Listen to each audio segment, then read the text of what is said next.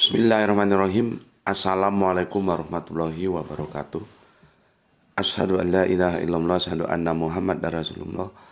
Allahumma sholli ala sayyidina Muhammad wa ala ali sayyidina Muhammad. Kama sholaita ala sayyidina Ibrahim wa ala ali sayyidina Ibrahim bil alamina innaka Hamidum Majid.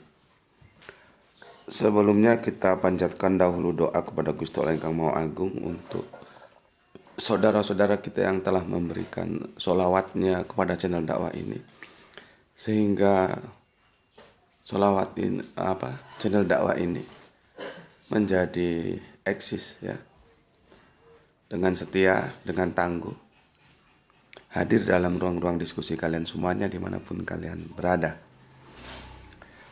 Tentunya dengan sebuah harapan semoga sholawat itu menjadi catatan langit amal soleh bagi mereka dan keluarganya kelak, dan insya Allah akan membalaskan dengan balasan yang terbaik untukmu semuanya. Berikutnya seluruh viewer terkasihku dimanapun kalian berada, baik di mancanegara maupun di dalam negeri, aku ucapkan terima kasih atas waktu yang diluangkan, atas apresiasinya yang diharapkan untuk bertumbuh menjadi yang selalu always dan always selalu, tidak pernah never ya, menjadi yang anti skip dan anti download. Apabila ada yang berkenan silahkan saja di share link-link kajian dari channel dakwah ini, tapi linknya ya jangan diunduh kemudian dipotong-potong lalu diunggah ulang, nanti bisa nggak sampai pada sasaran itu, atau tujuannya berubah arah nanti. Ya, orang nonton satu video aja kadang-kadang belum ngerti juga, apalagi yang diedit-edit ya. Oke. Aku tidak bisa sebutkan satu persatu. Terima kasih atas doa-doa baiknya, dan semoga kebaikan doa itu juga tercurahkan untukmu. Kita sesama saudara muslim saling mendoakan semoga Gusti Allah yang Kamu Agung memberkahi kita semuanya. Amin amin ya rabbal alamin. Suaranya masih belum stabil ya, masih bariton dia. Suara itu kan ada sopran, mezzo sopran, alto, ada bariton juga ya. Karena ya cuaca ini juga masih mendung, dingin ya, jadi flu-nya belum hilang. Maka suaranya juga masih parau ya. Oke, aku akan memberikan, terima dulu salam Isra dari aku, Islam Rasional, untuk kalian semuanya. Yang punya rasio silahkan masuk, yang tidak punya rasio silahkan skip dan tinggalkan channel ini ya. Ini channel untuk hanya mereka yang punya rasio. Sebelum aku memberikan tajuk kepada kalian untuk mampir ngombe kita kali ini ya, aku nanti akan bacakan komen yang masuk banyak sekali. Terima kasih ya. Tajuk kita kali ini di mampir ngombe kali ini adalah iman itu dibangun atas kitab suci atau atas sejarah. Jadi diskusi kita yang kemarin belum selesai nih.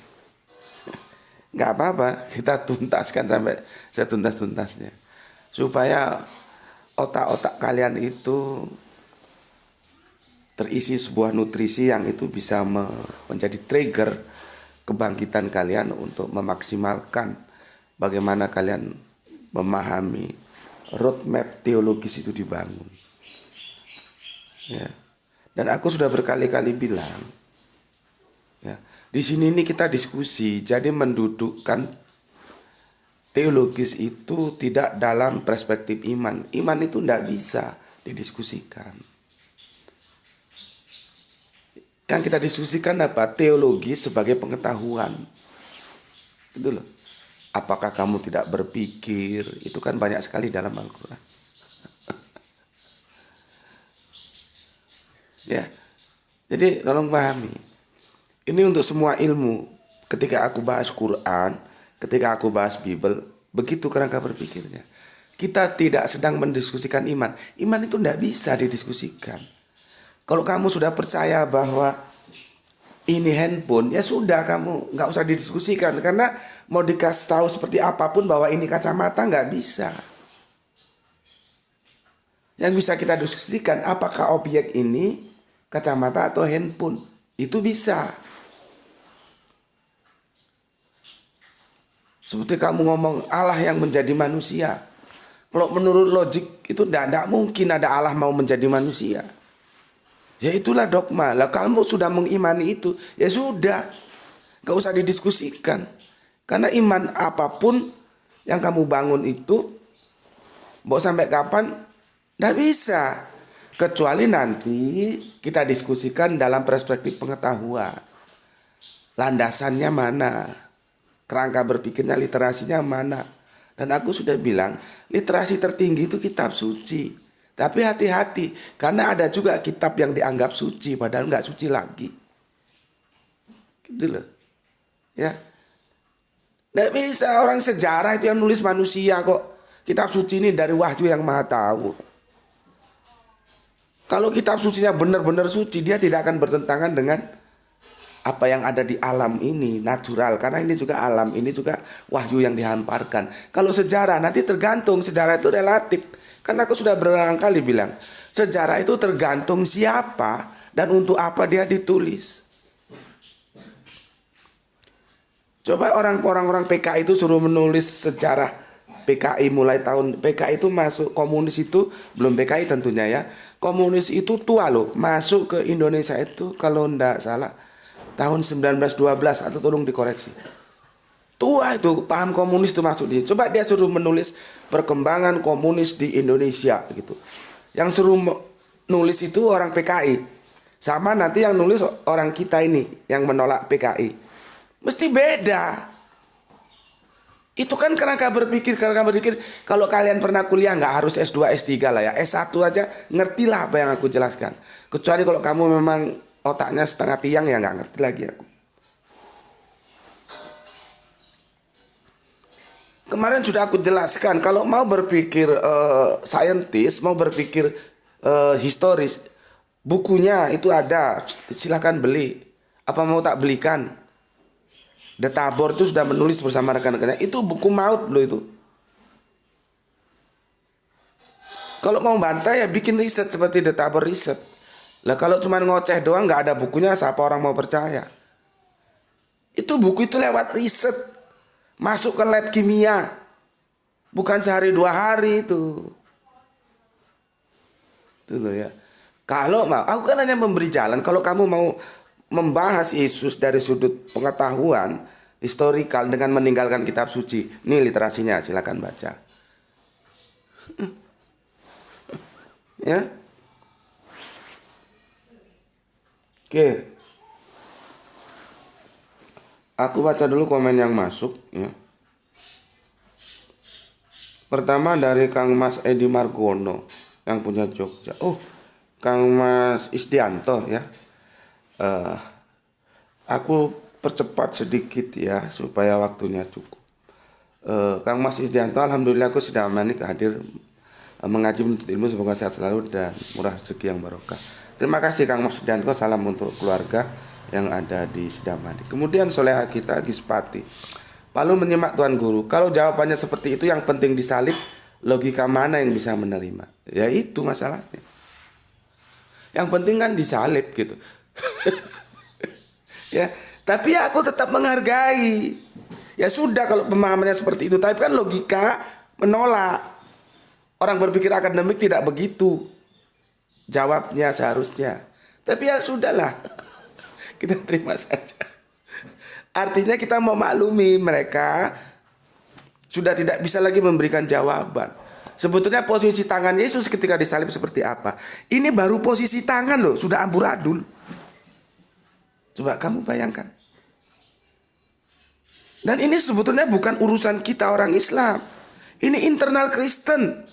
Antara saksi Yehova dan Kristen mainstream beda bagaimana posisi Yesus disalib. Kalau aku kan hanya menyampaikan, ayo ini ada masalah kita diskusikan bareng. Kan begitu. dengan baik, dengan bijak, dengan terhormat, saling asih, saling asah, saling asuh, bukan saling gesek. Ini sebetulnya internal Kristen.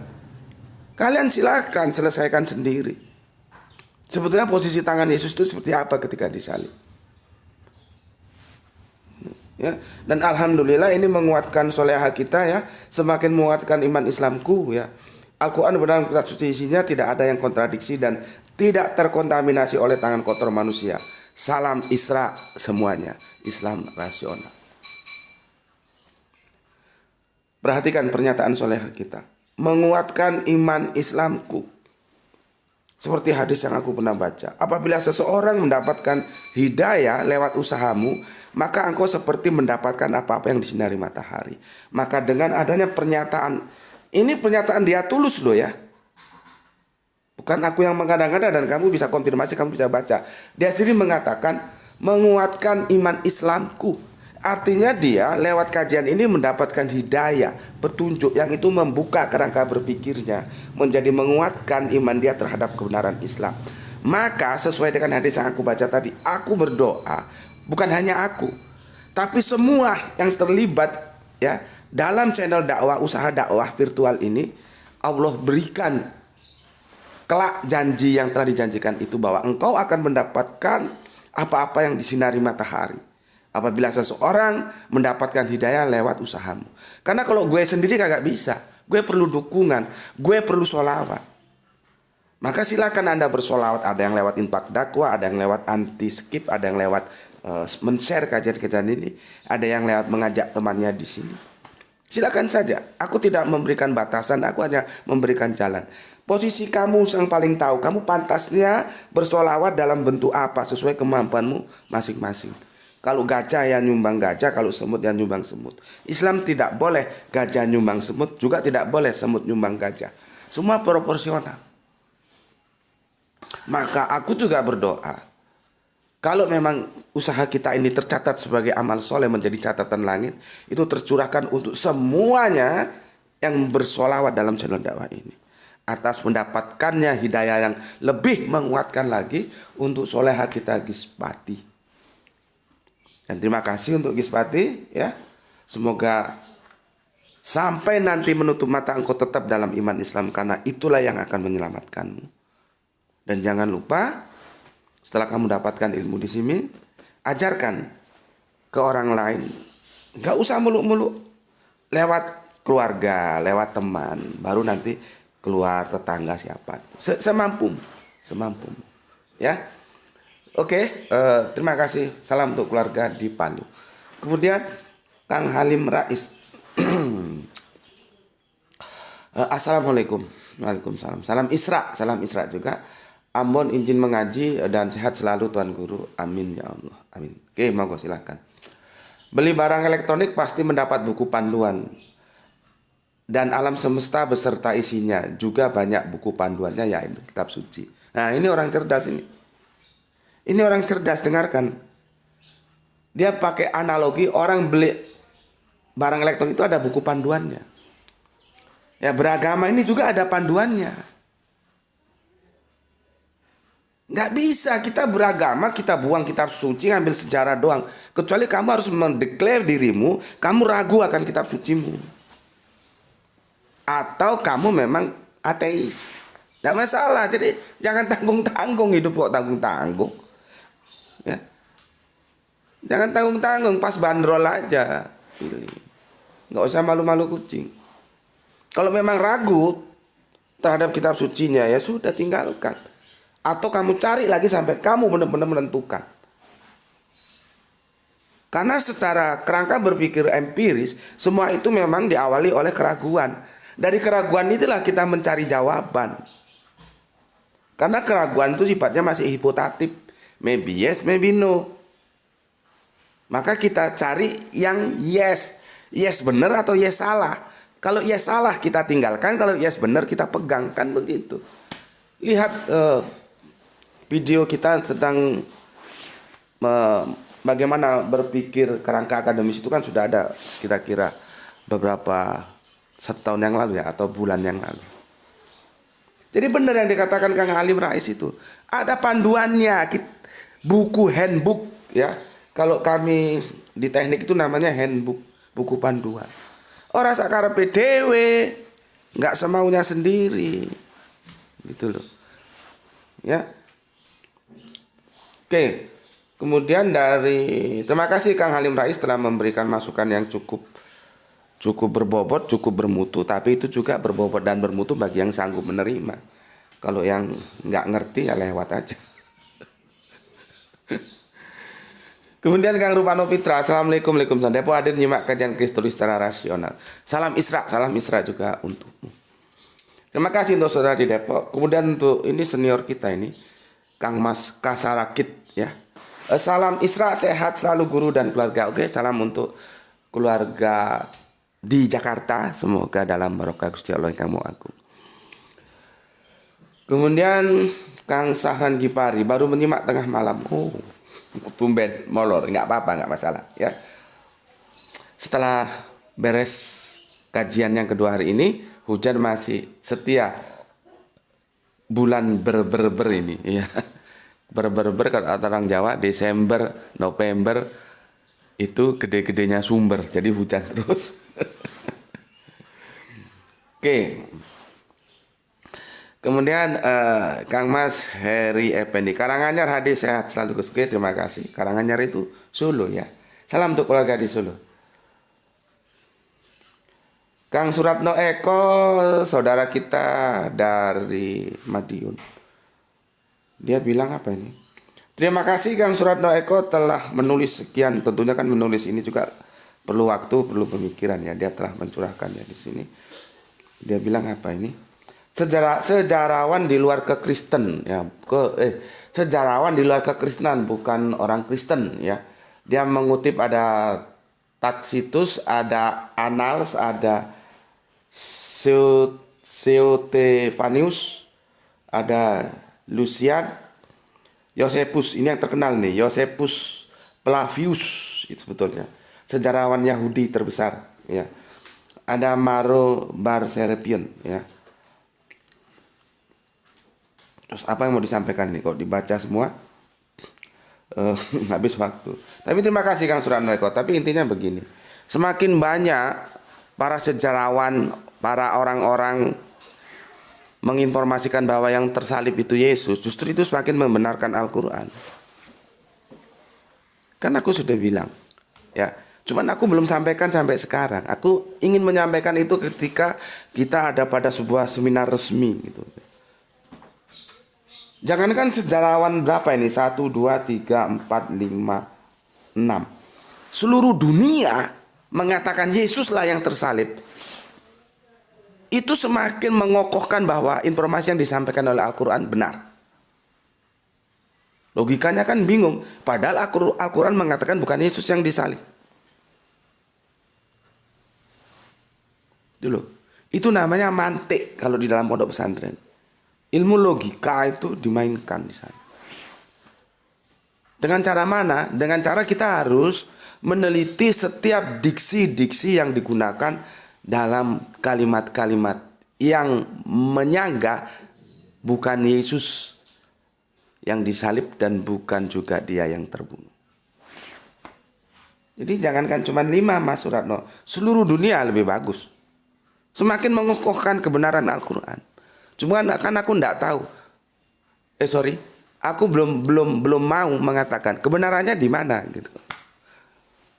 Ya. Oke. Berikutnya soleha kita Ima. Salam Isra, semoga semangat, semoga makin moncer channelnya GM, amin. Ya, terima kasih atas doa baiknya. Ya, cuman kita harus sadari bahwa channel kita ini bukan channel hohihe ya, enggak ya. Kita memang, makanya aku bilang yang punya rasio silahkan masuk, yang enggak punya rasio silahkan skip. Lebih baik begitu saja ya. Jadi tersaring dia. Kalau yang mau ngajinya sekedar hohihe, stand up komedi ya, atau sekedar cerita, kan biasanya orang lebih senang kalau dengar berita ya. Ada apa gitu ya. Mu'alab telah terusir dari rumahnya selama 10 tahun. Tetap dalam iman Islam. Wah, itu yang nonton banyak. Padahal cuma cerita doang. Bukan tidak bagus, bagus. Cuma kan itu tidak membangun pengetahuanmu tentang bagaimana kamu harus membangun agamamu. Tapi ya nggak bisa dipaksa. Memang publik kelasnya masih seperti itu. Mayoritasnya. Ya sudah. Biarin. Kita hanya mengajak. Oke, terima kasih untuk Ima. Kemudian Kang Mas Edi Margono, versi lain lagi. Eli Eli lama sabaqtani, Tuhanku Tuhanku mengapa engkau meninggalkan aku? Tampak sekali orang yang mengeluh tersebut mudah putus asa dan kurang pede. Kalau dia Yesus, pantasnya dia berkata, Bapakku Bapakku, aku yakin engkau tidak akan meninggalkan aku, karena engkau dan aku adalah satu. Aku mencintaimu dan engkau mencintai aku. Mungkinkah Yesus jiwanya sekerdil itu sehingga harus mengeluh seperti itu? Ada kemungkinan orang yang mengeluh tersebut memang bukan Yesus, tetapi orang lain. Atau kemungkinan lain yaitu bahwa keluhan tersebut sekedar hoak semata. Artinya itu tidak ada keluhan seperti itu. Aku kan sudah bikin videonya itu. Ya. Bahwa ketika Yesus mengatakan Eli Eli lama sabaqtani, itu semakin mengukuhkan bahwa itu bukan Yesus yang ngomong. Kalau ditambahi oleh saudara kita Kang Mas Edi Margono, jangan-jangan memang ucapan itu nggak ada alias hoak.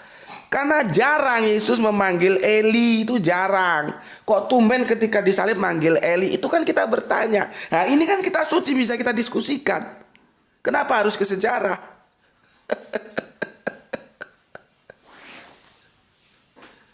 Anda nggak pede dengan kitab suci Anda? Kalau menurutku sih tetap gali terus sampai Anda benar-benar menentukan sikap apakah Anda pede atau tidak pede terhadap kitab suci Anda. Jangan tinggalkan, tetap gali. Lain toh, aku kan tidak ngorong sudah tinggalkan aja itu kitab sucimu, kan nggak begitu aku. Justru aku mengajak kamu maksimalkan rasiomu, otakmu untuk mencermati kitab sucimu itu benar-benar bisa bertanggung jawabkan sebagai kitab suci enggak. Baru nanti kamu menentukan sikap. Begitu. Karena di sini bukan mempengaruhi orang supaya begini, enggak. Kita belajar bersama. Makanya aku tidak sarankan kamu sudah tinggalkan saja itu kitab sucimu itu. Toh kamu sudah nggak pede. Enggak begitu aku. Pelajari lagi sampai kamu benar-benar tahu. Apakah itu kitab suci atau kitab yang diklaim sebagai suci. Itu. Ya. Oke, terima kasih Mas Edi Margono. Kemudian Wahyu terima kasih, Hermes Edison Kalteng terima kasih, Ima Jakarta adik Gus kayaknya kurang sehat Gus. Iya kurang sehat ini. Minum air jahe Gus. Ini jahenya yang belum. Kemarin sudah dikasih resep dari Singosari tapi belum bikin ya. Kalau lagi dakwah jangan, kalau lagi minum air jahe Gus, kalau lagi dakwah jangan ngopi terus Gus. Terima kasih Solehaku atas nasihatnya ya. Nggak tahu kopi itu selalu menggoda. Terima kasih. Tapi ini sudah air putih kok karena memang kondisinya lagi flu-nya lagi menguasai tubuhku. Bismillahirrahmanirrahim.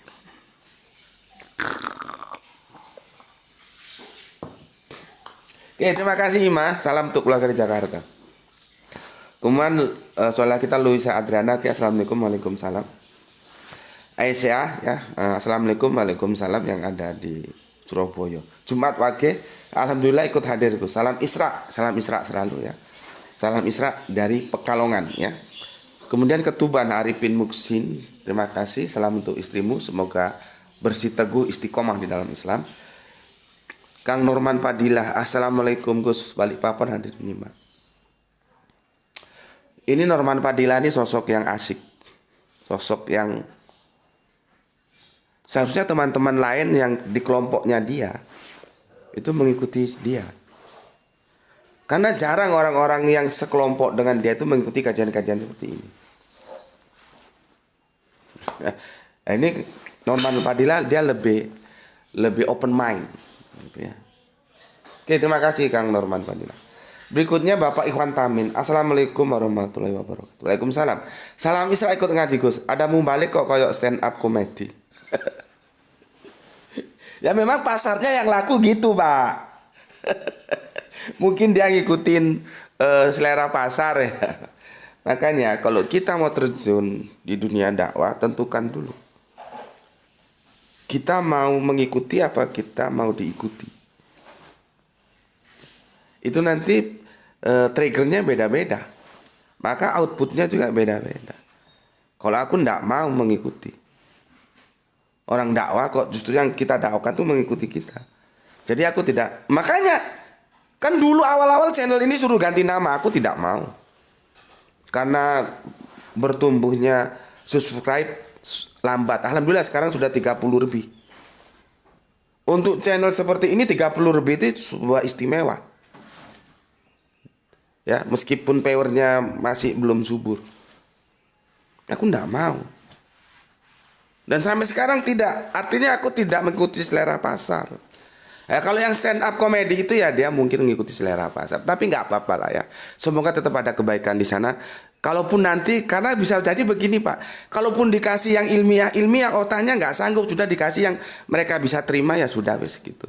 Cuman pesanku, ya yang ilmunya itu ya disisipkan lah. Jangan hohihenya saja gitu.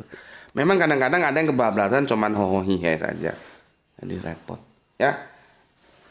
Oke Pak, itu komentarku. Kemudian Pudi 99 hadir Gus. Oke, jas hujan. Assalamualaikum, salam Isra. Terus nyimak Gus. Oke, terima kasih atas apresiasinya. Jas hujan nggak tahu ada di mana ini. Kang L di Diabo, Bandung kahiji atau Munggaran. Kahijinya. Tirisnya di situ. Di dia mah tiris. Berikutnya dari Bandung kita ke Bulak Sumur yang punya Jogja. Mustafa Ibrahim, Kang Mas Mustafa bilang begini, menyimak sambil galau tengah fenomena politik di mana Islam cenderung disudutkan dan dihina oleh rezim penguasa. Aku belum dapat beritanya, mungkin bisa dibagi berita lewat WA ya. Aku belum dapat beritanya, ini apa. Pemimpin yang baik seharusnya bisa mengayomi semua pihak, betul. Bukan membiarkan pemecah belahan terjadi tanpa kejelasan sanksi hukum, betul.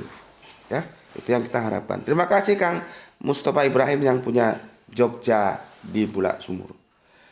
Kang Abdul Muluk hadir Gus Nyimak. Terima kasih. Haris Nandar, terima kasih. Cok. Assalamualaikum, salam satu Tuhan. Salam sehat selalu Mas Gus. Gimana mau ada pikiran yang dia utamakan iman dulu baru pikiran. Beda sama muslim. Wahai orang yang berakal beriman, berimanlah kepada Al-Quran. Intinya diimani saja. Maaf Gus kalau ada yang mohon dikoreksi. Iya, masalahnya di situ. Makanya tajuk kita kali ini ya, keberagaman itu, iman itu dibangun atas apa? Atas kitab suci atau atas sejarah. Itu pun kalau yang nggak ujuk-ujuk, karena ada yang ujuk-ujuk pokoknya diimani saja. Ini sudah babi budek, ini nggak bisa diomongin kok yang begini. Oke, terima kasih Mas Bacok ya. Kemudian Kang Mas Edi Margono 2 kali dia. Iya, masalahnya dia itu kayunya bisa kita lihat. Kayu satu lurus, balok satu lurus atau balok yang begini. Baru nanti kita lihat. Jadi bisa, nggak harus ke sejarah. Lihat kitab sucinya mengatakan dia itu di posisi penyiksaan itu dengan menggunakan balok yang seperti apa. Itu loh. Ya, terima kasih Mas Edi. Nah, ini yang ngisi lagi katanya menurut Ahmadiyah Yesus sekolah. Ya Yesus itu studi sekolah, iyalah kalau misalkan sekolah itu jadi studi ya. Tapi ya gurunya langsung Allah, bukan berguru ke mana ini.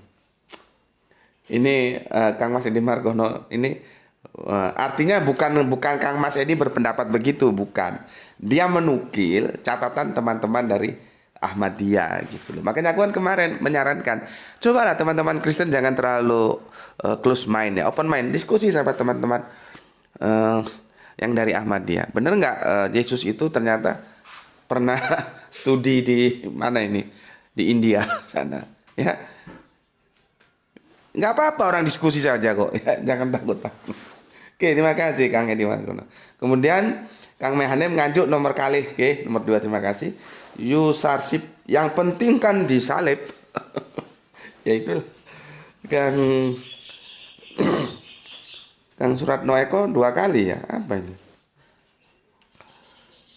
Kitab abad 6 tidak terkontaminasi tangan manusia dari Tuhan loh. Ben sak karepmu bebas iki. Ya memang. Kalau kamu tidak percaya silakan buktikan kan begitu.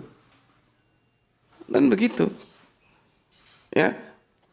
Kalau aku misalkan Gus Meti nggak percaya bahwa Injil itu 100% firman Tuhan. Aku bilang enggak, aku enggak percaya. Buktinya mana? Lah masalah tangan aja beda-beda kok. Yang satu bilang satu tumpuk begini, satu bilang begini. Masa Tuhan kasih firman dalam satu kitab loh ya, bukan beda kitab. Beda-beda. Karena kalau kita baca nanti, aku kan belum hadirkan ini teksnya itu disalibnya itu di satu balok. Gitu loh. Ya. Jadi gitu Kang Mas, terbuka saja. Itu sejak abad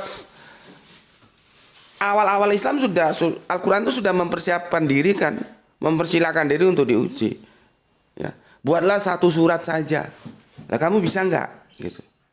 Ya. Gampang toh.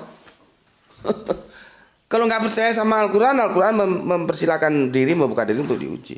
Bukan melarang, justru membuka diri. Gitu. Ya. Oke.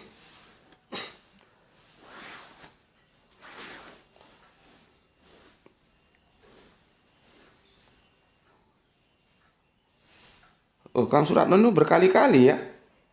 Ini ada lagi apa ini? Penyaliban Yesus. Apa ini? Mau percaya wartawan abad ke-1 atau wartawan abad ke-6? Memangnya kitab suci itu ditulis oleh laporan wartawan? Coba. Kerangka berpikirmu saja sudah salah. Kitab suci itu wahyu yang diberikan kepada para nabinya. Ada yang lewat malaikat, ada yang langsung. Bukan wartawan. Kalau kamu mengatakan wartawan, berarti kerangka berpikirmu sudah salah. Bagaimana selanjutnya tidak akan salah lagi? Nabi Muhammad itu tidak tahu. Makanya baca Al-Quran. Walaupun kamu kafir, tidak apa-apa baca Al-Quran. Bukan aku ngajak kamu jadi Islam, enggak. Supaya kamu tahu gitu loh. Di Al-Quran itu dinyatakan bahwa ketika peristiwa itu kamu tidak tahu, kamu tidak hadir di situ Muhammad. Terus bagaimana Muhammad tahu? Karena dia diberi pengetahuan oleh yang maha tahu. Siapa yang maha tahu itu? Allah. Dia yang menurunkan Al-Quran, dia yang menurunkan Injil, dia yang menurunkan Torah, Jabur, dan dia yang menurunkan Mushaf. Jadi holistik, nggak terpotong. Kalau pemahamanmu terpotong terus kamu bawa ke wartawan, ya nggak tahu sih. Kalau kamu begitu berarti kamu harus mengakui bahwa Injil yang sekarang itu levelnya hadis. Kalau hadis itu boleh dibawa ke wartawan. Kan hadis itu terkompilasi nanti. Ada Bukhari, Muslim, ada Abu Daud, sembarang macam. Kalau tapi juga itu harus dilihat sanadnya. Masalahnya, kalaupun ini Injil ini kita sebut hadis, sanadnya nggak ada ini. Dia langsung Matius, Markus, Lukas. Pertanyaannya, Matius dengar dari mana? Sumber dia untuk menuliskannya itu dari mana? Memangnya dia hadir di situ? Kan enggak. Coba. Masalah kan? Makanya aku bilang, kalau kalian tidak pede terhadap kitab suci kalian, tolong terus ajari, pelajari terus. Sampai kamu benar-benar mantap menentukan sikap. Karena aku nasihatkan begitu. Bukan terus, ya sudah tinggalkan saja itu sudah terkontaminasi. Enggak baik begitu. Terus aku mengajak, gunakan rasiomu. Pelajari terus. Sampai kamu benar-benar tahu dan benar-benar mantap. Sebagaimana kamu harus menentukan sikap terhadap kitab yang kamu terima sebagai kitab suci sekarang. Gitu. Ya.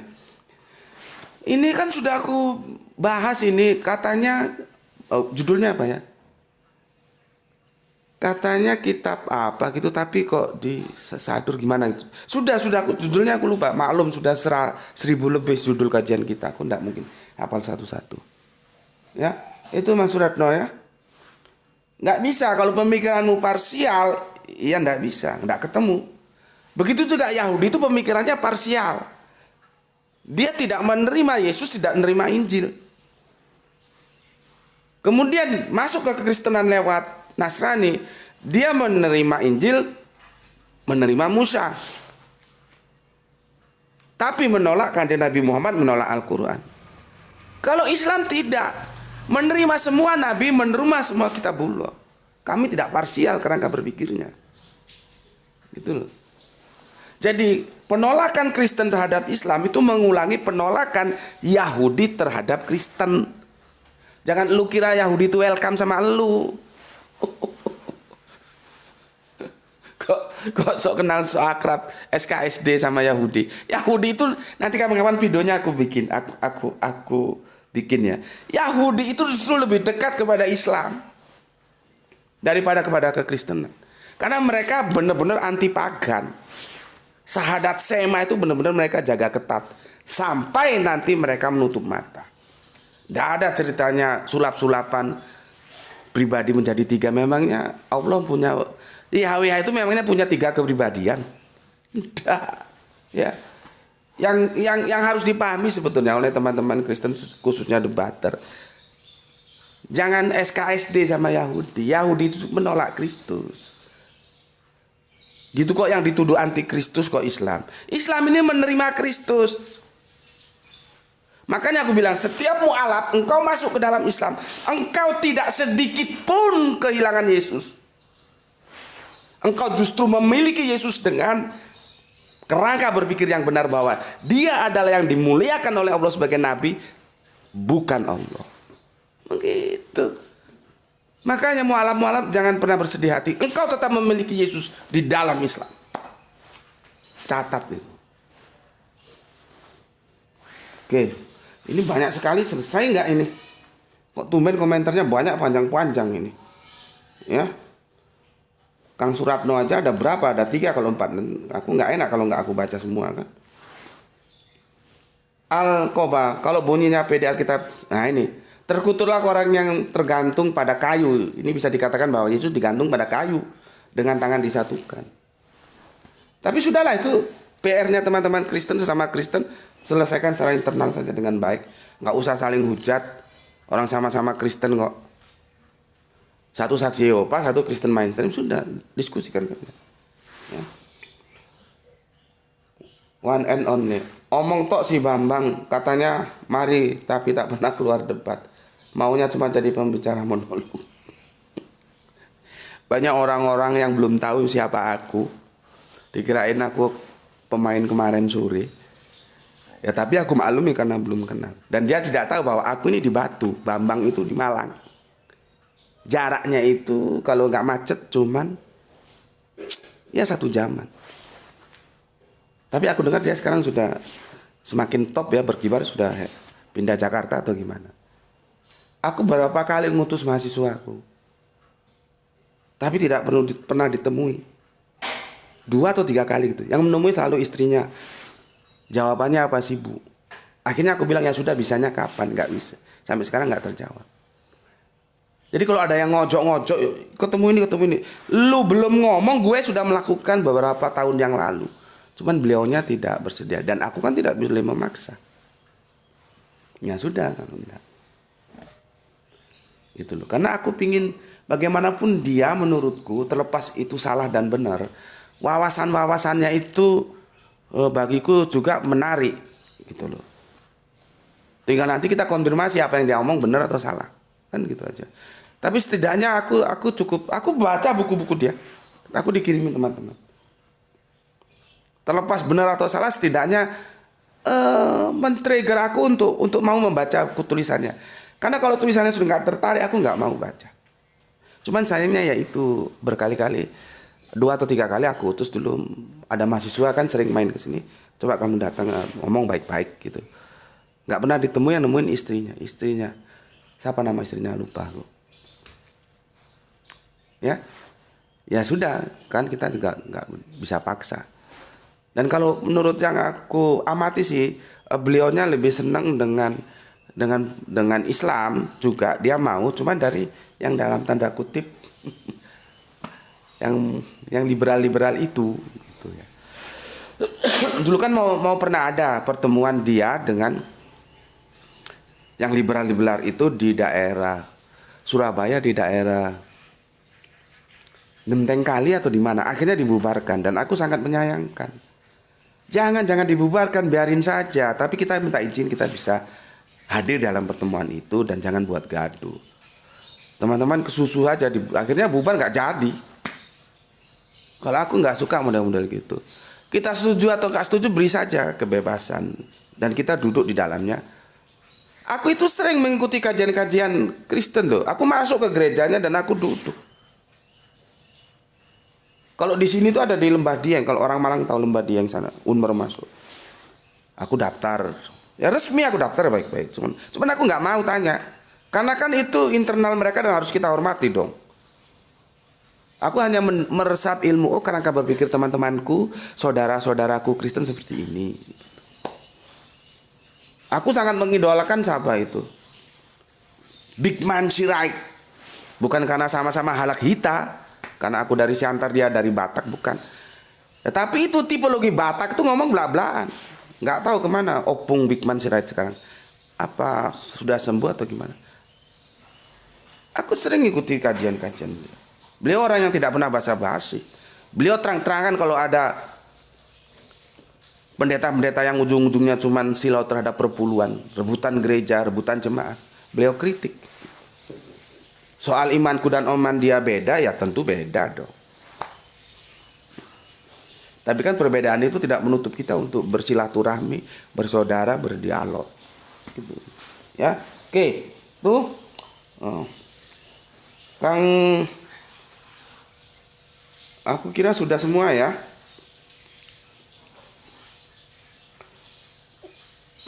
Sudah semua. Sekarang aku mau fokus ini karena ini intinya satu ya. Jadi aku barengkan saja. Pertama dari Lai Octavianus Huta Barat, Sian Diado, Sian Bandung ate. Lai Octavianus, terima kasih, tapi tulisanmu panjang sekali ya. Artinya aku tidak mungkin bacakan semua ya. Karena waktu juga terbatas ya. Cuman aku mencatat yang begini. Bandung, nyimak. Gus, memang kalau mau menegakkan tonggak rasional, terpaksa kita tutup Alkitab dan Al-Quran sih Gus. Ya. Tanpa begitu pasti masing-masing kita memandang saling aku mengaku gitu. Tanpa begitu pasti masing-masing kita memandang saling aku mengaku. Jika ada dua penjelasan yang beda ya, bla bla bla bla sampai panjang sampai akhirnya masalah Ishak atau Ismail, itu lagu lama lah ya. Tapi intinya aku gandeng sekalian ya supaya satu jawaban. Mana Mas siapa ini? Mas Denny Ruberu begini. Menyimak di menit ke-90 Mas, pas jam makan siang. Kenapa itu penting saya sampaikan? Karena soal iman itu tidak bisa dibantah kebenarannya. Kan aku sudah bilang Mas, di sini ini tidak bicara iman. Kamu itu kan kamu juga pewer lama di sini, masa nggak tahu?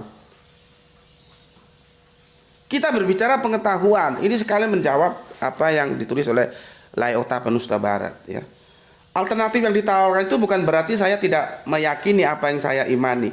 Lah kalau kamu meyakini, gunakan itu sebagai argumentasimu. Kalau kamu orang teis, kalau kamu ateis seperti yang kemarin, tinggalkan kitab suci, kita pegang sejarah. Kan begitu. Aku nggak bilang, kamu sendiri yang mengatakan. Ya, alternatif yang saya tawarkan itu bukan berarti saya tidak meyakini apa yang saya imani. Lah kalau kamu meyakini, iman kamu itu disusun lewat apa coba? Makanya tajuk kita sekarang, iman itu disusun lewat kitab suci atau lewat sejarah. Kan aku kan tidak memaksa kamu, aku memberikan alternatif kerangka berpikir roadmap yang harus kamu tempuh. Jalan mana yang harus kamu tempuh? Kalau kamu mau meninggalkan kitab suci, maka kamu harus proklamirkan dirimu sebagai ateis. Tapi sesama kamu teis, kamu punya agama, kamu tidak bisa meninggalkan kitab suci. Masalahnya nanti kita uji apakah kitab suci itu benar-benar suci atau kitab yang dianggap suci, itu lain lagi nanti. Karena dari sains saja, nih ya, dari sains saja nih, ya, apakah ini bisa dibilang suci? Coba kita lihat ya. Kitab Kejadian yang ada di pasal yang ke-5, Kejadian ayat 1, pasal 1 ayat yang ke-5. Dan Allah menamai terang itu siang dan gelap itu malam. Jadilah petang dan jadilah pagi, itu hari pertama. Itu di hari pertama itu. Sudah ada gelap, malam, ada petang, ada pagi. Sekarang rasionalis kita berbicara bagaimana terjadinya pergantian malam, petang, gelap, siang, bagaimana? Coba tanyakan kepada para saintis. Sejauh yang aku tahu, tolong koreksi kalau salah, itu karena berbedanya posisi matahari terhadap bumi. Dia kan berputar yang 1 kali 24 jam itu. Tetapi masalahnya di sini, mataharinya itu baru diciptakan di hari keempat. Ya, Allah menaruh semuanya itu di cakrawala untuk menerangi bumi dan untuk menguasai siang dan malam dan untuk memisahkan antara terang dari gelap. Allah melihat bahwa semuanya itu baik. Jadilah petang dan jadilah pagi, itulah hari keempat. Pertanyaannya, di hari kelima, di hari pertama, petang dan gelap itu dipisahkan oleh apa? Petang dan siang. Ya, siang dan gelap itu dipisahkan oleh apa? Mataharinya belum ada. Baru hari keempat kok sudah ada gelap dan siang, petang dan bisa dipertanggungjawabkan secara sains ini.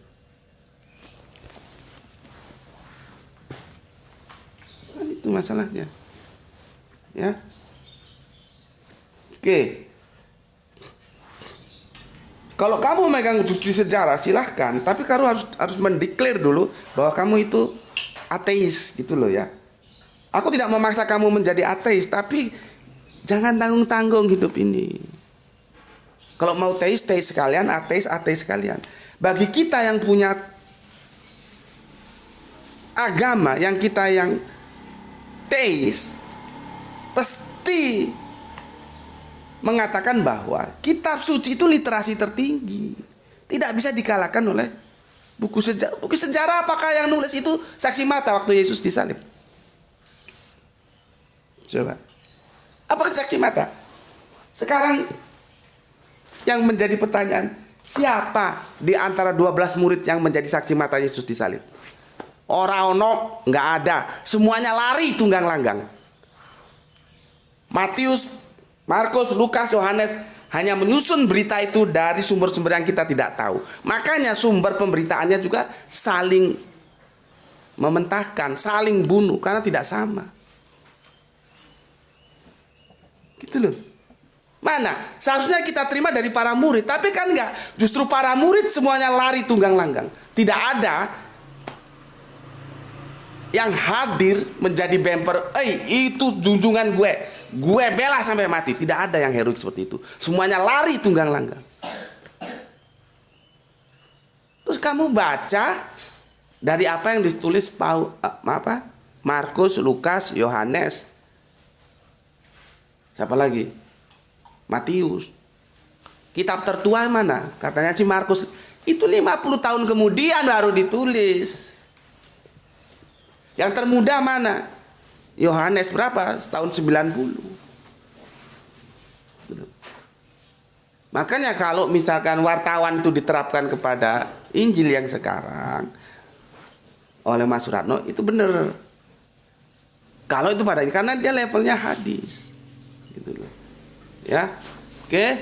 Sekarang pertanyaan kita dan menjadi perenungan kita bareng-bareng. Apakah kita ini ujuk-ujuk beriman gitu? Ini menjawab langsung Kang Lai Oktanus Sutabara dan siapa tadi? Kang Mas Denny Reberu. Apakah kamu itu beriman cukup beriman gitu? Imani, pokoknya imani saja. Kalau aku ketemu pendeta seperti itu, tak tarik orangnya. Jangan mau kamu di atur-atur seperti itu. Kok enak sekali cukup beriman? Nggak bisa. Iman itu harus justru berdasarkan pengetahuan. Pengetahuan itu seperti Kang Alim Rais dari Ambon tadi. Setiap kita beli elektronik itu ada buku panduannya. Nah, pengetahuan kita tentang iman itu ada buku panduannya, kitab suci. Gitu loh. Jadi tidak bisa mau cukup beriman. Iman itu harus dibangun atas pengetahuan. Masalahnya yang harus menjadi perundungan kita bersama, tahu dulu atau iman dulu. Sampai di sini ya, kalian yang punya rasio mesti bisa menjawabnya. Tahu dulu atau iman dulu. Bismillahirrahmanirrahim.